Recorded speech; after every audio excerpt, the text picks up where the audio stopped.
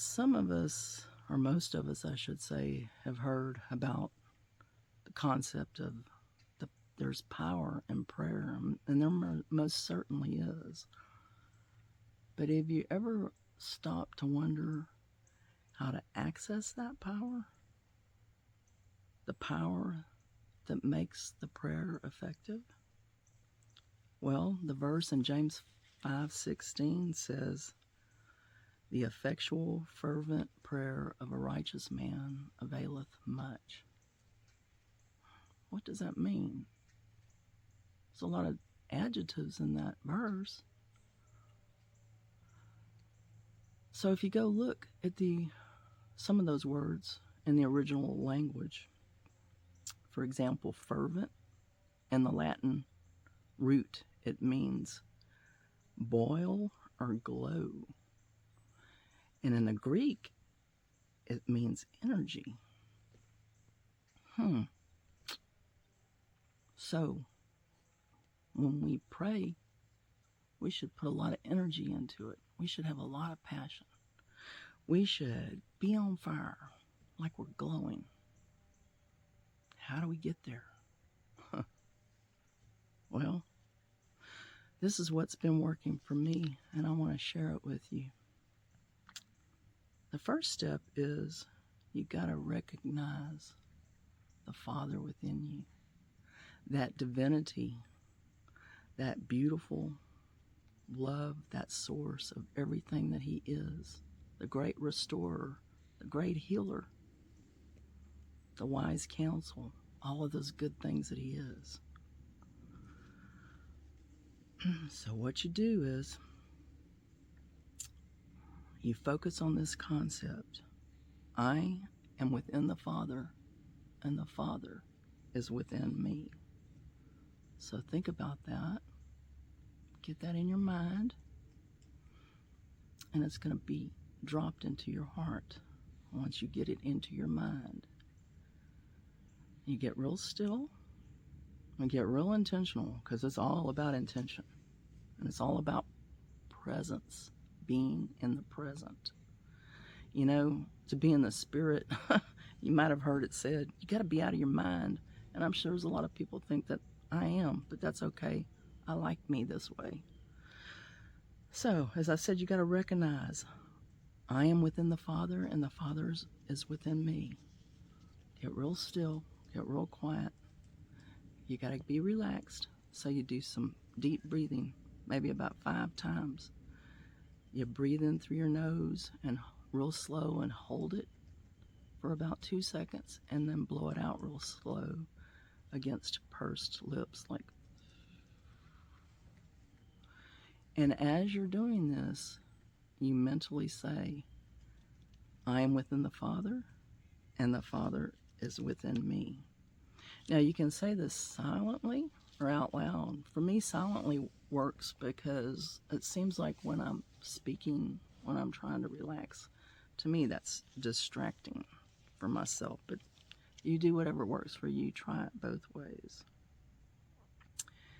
And then you visualize that. And you can visualize it whatever works for you, but I find that sometimes 2 different ways. I visualize it like those nesting canisters where one fits inside the other, the smaller fits inside the bigger, and so on. I visualize myself inside the figure of my Father, and then I visualize His essence in a figure inside of me. But sometimes I just visualize it as white energy layered within each other. Divine energy, white light. It just depends. It depends on how the Spirit leads me. And that's what you're going to do with every prayer, because you might pray for healing for one person and visualize it one way, and then it's going to be different the next time. The Father will show you. He will show you. And as you do this, for me anyway, as I keep saying, I am within the Father, and the Father is within me while I'm breathing. And then even after I get through breathing, because I'm relaxed, I feel this intense heat start to build up. It starts somewhere right in here, and it just goes out and out and out, and it's like I become a furnace. It's like I'm so hot. It's like nothing I've ever felt before. It's hot. It's very hot. Well, when you feel this, or when the Father guides you, it might be different for you. Everybody's different. He might work with you in a different way. You'll know then it's time to set your intention on the person you're praying for. So I find, since I've been talking to the Father like this, I say, what do we pray for? Not what do I pray for? Because we're in divine union with each other, me and the Father, and so are you if you're your Father's child. And when you connect like that, it becomes so powerful. And so it might be, the person said this person has a broken leg. So you set your intention that you want to send a healing prayer, the essence of the divine restorer, divine health, to the person that you're praying for. And again, let the Spirit lead you on exactly how to do this. So you're going to visualize something after that, and you might visualize white light around this person. Usually for me, when I pray like that, the white light that's expanded around me, where I see myself as a shaft of light after I get really hot like that, I see it then enveloping this person that I'm praying for. And I just hold that for several seconds. I just sit there and hold it and visualize it until I either feel the heat starting to subside or the Father tells me we're through. And sometimes it will even come out like, the breath just comes out. And so then I visualize that person who, for example, had the broken leg. We're out in the yard gardening, talking, laughing, walking, doing anything you could do with a normal leg. And you want to involve all your senses. So see it in your mind, and you might not be able to do that if you hadn't had any practice. I know I couldn't the first time I did it. Imagining it in my mind, it's like a muscle you have to develop. So you see it in your mind's eye, or just pretend you do until you really can. And you want to, like, you could hear the birds chirping, you could feel the wind blowing against your cheek, and you could even feel the dirt with your hands as you're bending over if you're gardening or something. So use all your senses and feel the joy around that situation and the gratitude, because this man is healed. And always start your prayer and end your prayer with gratitude. So you're probably wondering, like all of us do, well, do prayers get answered? Yes, of course they do. I've experienced that many times. Are they answered right away? Yes, sometimes they are, but not always, because first it begins in the spiritual, and then it manifests in the physical. Because we are spirits having a human experience in a body, not bodies with the spirit. So it always starts in the spiritual.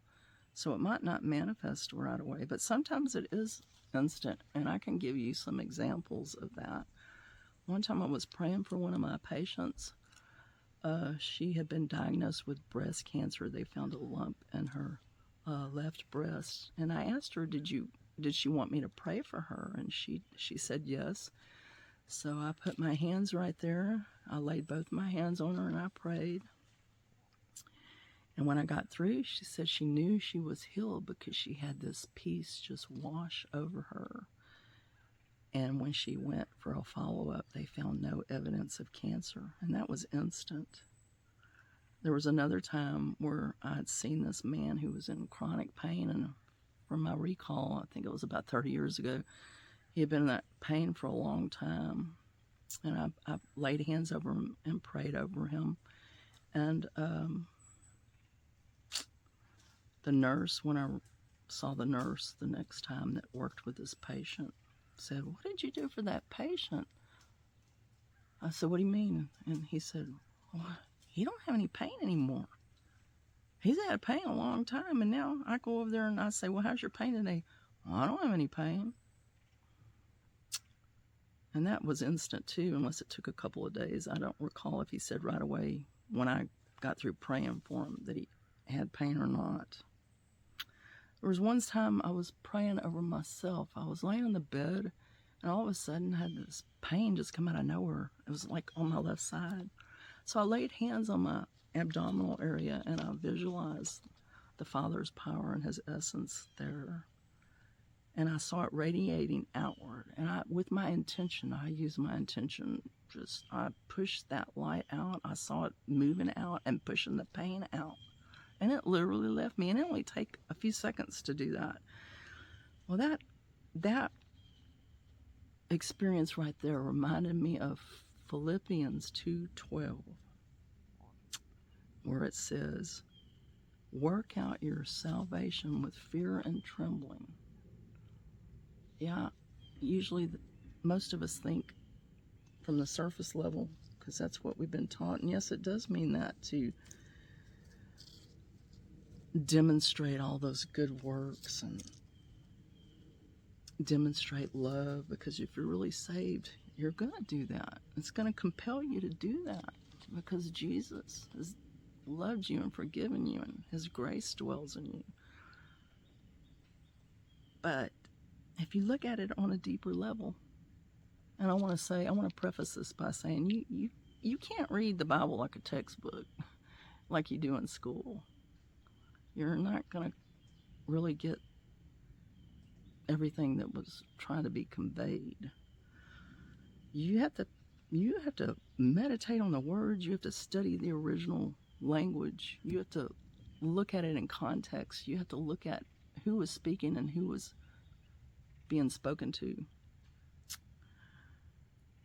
So, if it says you have to work out your salvation with fear and trembling, that means God must have worked it in, right?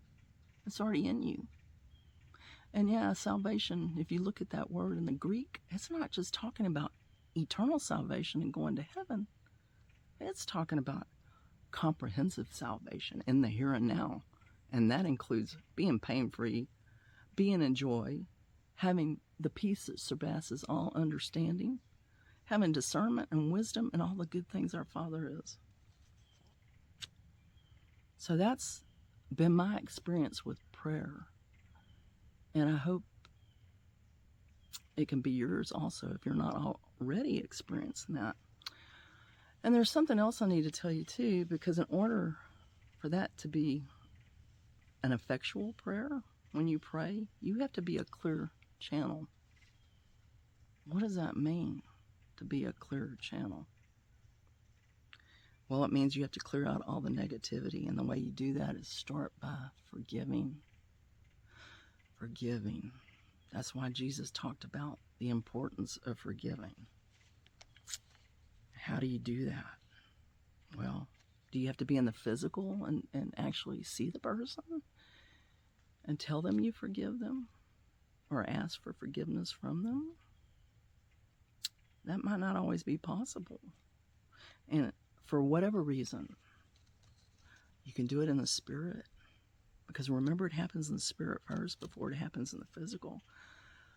So ask the Father to show you, because, man, you bury so much stuff you don't even know is there. And he will show you. And when those memories come up, you say, I freely choose to forgive so-and-so for this offense, and name the offense. I choose freedom. I choose healing. I choose forgiveness for myself and the person. And I release them to you, Father, and I ask you to bless them. Overwhelm them with your love so they never commit an offense like this again.